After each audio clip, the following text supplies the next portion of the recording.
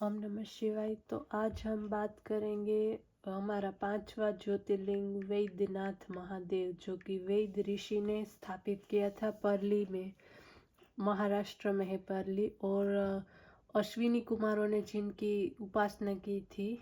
हमारा जो ज्योतिर्लिंग है वो वही है वैद्यनाथ, जिसको हम वैद्य ऋषि द्वारा स्थापित किया गया है। वैद्य मीन्स डॉक्टर है, इसीलिए उसको उस शिवलिंग पर हाथ फेरने से वो हमारे सारे रोग है वो दूर हो जाते हैं। ऐसी मान्यता भी है कि वैद्यनाथ में सभी लोग शिवलिंग को टच करते हैं। और वहाँ की महिमा ये है कि हम जब अपना हाथ शिवलिंग पर फेरते हैं तो जैसे कि डॉक्टर हमारा हाथ देखता है, इसी तरह भगवान शिव को हम अपना हाथ बताते हैं। ऐसी मान्यता वहाँ परली में है, इसीलिए सब लोग शिवलिंग को हाथ फेरते हैं। और वो उस परली वैद्यनाथ है, उसका उपलिंग है वैजनाथ, जो कि झारखंड में है। लेकिन कभी कभी कई लोग उसको ही ज्योतिर्लिंग मानते हैं, लेकिन वो हमारा ज्योतिर्लिंग नहीं है, वो वैद्यनाथ का उपलिंग है, जो कि वैजनाथ कहते हैं, जिनकी स्थापना रावण ने की है।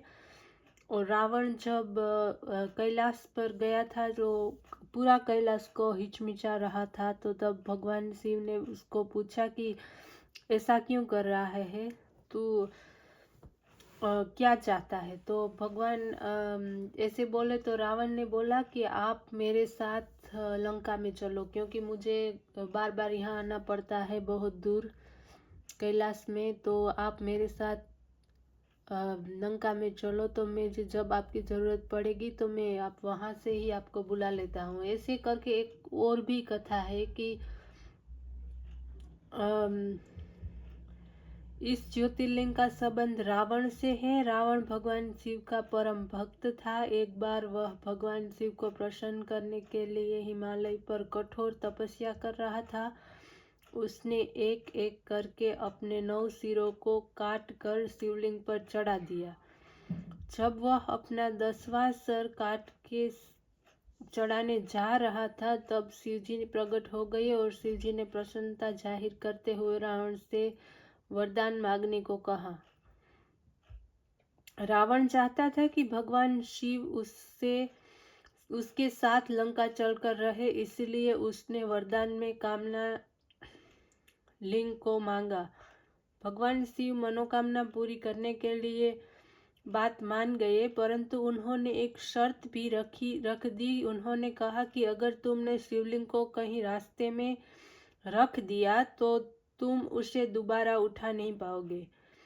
शिवजी की इस बात को सुनकर सभी देव देवता चिंतित हो गए। सभी इस समस्या को दूर करने के लिए भगवान विष्णु के पास पहुंचे और भगवान विष्णु ने इस समय के समाधान के लिए एक लीला रची। उन्होंने वरुण देव को आचमन करने रावण के पेट में जाने का आदेश दिया। इस वजह से रावण को देवघर के पास लघु शंका लग गई। रावण को समझ नहीं आया कि क्या करे। तभी उसे वेजू नाम का ग्वाला दिखाई दिया।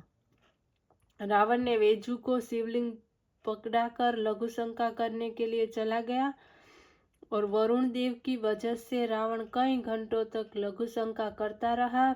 वेजू रूप में भगवान विष्णु ने मौके का फायदा उठाते हुए शिवलिंग वहीं रख दिया। वह शिवलिंग वहीं स्थापित हो गया। इस वजह से इस जगह का नाम वैजनाथ पड़ा। और हालांकि इसे रावणेश्वर धाम के नाम से भी जाना जाता है। और वहां से रावण जब वापस आया लघु शंका करके, तो उसने वो शिवलिंग उठाने का प्रयास किया, लेकिन शिवलिंग वहां स्थापित हो गया, क्योंकि भगवान शंकर ने पहले से ही रावण को कहा था कि जहाँ पे भी तू शिवलिंग रखेगा वो वहीं पे स्थापित हो जाएगा। इसीलिए वहां से रावण शिवलिंग को हिचमिचा नहीं पाया और शिवलिंग वहां पे स्थापित हो गया। तो फिर रावण बहुत डर गया कि अभी मैं ये शिवलिंग को नहीं ले जा सकता। अभी वो वहां पे ही स्थापित हो गया। और उसकी एक और भी कथा है कि जब रावण कैलाश को उठाने की कोशिश कर रहा था तो भगवान शंकर ने उसको बोला कि क्या चाहता है, तो उसने बोला कि मुझे मुझे ये चाहिए कि आप मेरे साथ लंका चलो। तो जब भगवान लंका चलने के लिए हाँ बोला शिवलिंग के रूप में, तो पार्वती जी और गणेश दोनों सुन रहे थे। तो गणेश भगवान ने सोचा कि अगर मेरे पिताजी वहाँ जाएंगे तो बहुत बड़ा ये अनर्थ हो जाएगा। तो उसने गणेश जी ने ये लीला रची कि वो जब रावण शिवलिंग को उठाकर ले जा रहा था तो गणेश जी ने उसका पीछा किया और बाद में वो गोवाले का रूप धारण करके वो रावण के सामने आया। और रावण की ये था कि रावण रोज शंकर भगवान की पूजा करता था और नहा धोकर पूजा करता था। तो उसको लगा कि अभी मुझे शिव जी की पूजा करने का समय भी हो गया है और ये शिवलिंग में किसको दूं, जो मैं पहले तो मुझे स्नान करना चाहिए और बाद में शिव पूजा करनी है, तो मुझे इस किसी को पकड़ाना होगा, नीचे तो धरती पर मैं रख नहीं सकता। तो उसने किसी किसी को ढूंढ रहा था, वहीं पे गणेश जी ग्वाला का रूप लेकर आ गए और उसने ग्वाला को बुलाया और बोला कि ये शिवलिंग तुम पकड़ना, लेकिन नीचे मत छोड़ना। अगर तुम नीचे छोड़ोगे तो वो वहीं पे स्थापित हो जाए, इसलिए तुम्हें किसी भी हाल में नीचे नहीं रखना है। तो गणेश ने बोला कि ठीक है, मैं नीचे नहीं रखूंगा। तो जब रावण स्नान करके शिव पूजा करके वापस आया तो गणेश जी उसी बात का मौका देख रहे थे कि मुझे ये शिवलिंग कहीं पे कैसे भी करके मुझे लंका में नहीं जाने देना है, इसीलिए जानबूझकर गणेश जी ने वहां पे रख दिया शिवलिंग, वो वहां पे ही स्थापित हो गया। और जब रावण वापस आया तो वो बहुत गुस्से में आया और उसने गणेश को बहुत डांटा, लेकिन अभी कुछ हो नहीं सकता।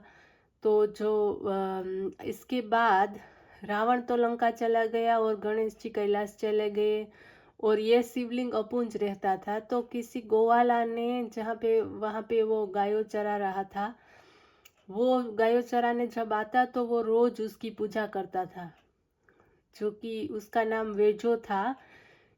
तो वो रोज उसकी पूजा कर रहा था और एक दिन ऐसा आया कि सब बोल रहे थे कि ये आप जिसकी पूजा कर रहे हैं वो कभी प्रसन्न तो नहीं होते। तो ग्वाला ने वो उसके पास लाठी थी जो लकड़ी होती है गायें चराने के लिए, वो लकड़ी का प्रहार करने जा रहा था शिवलिंग ऊपर।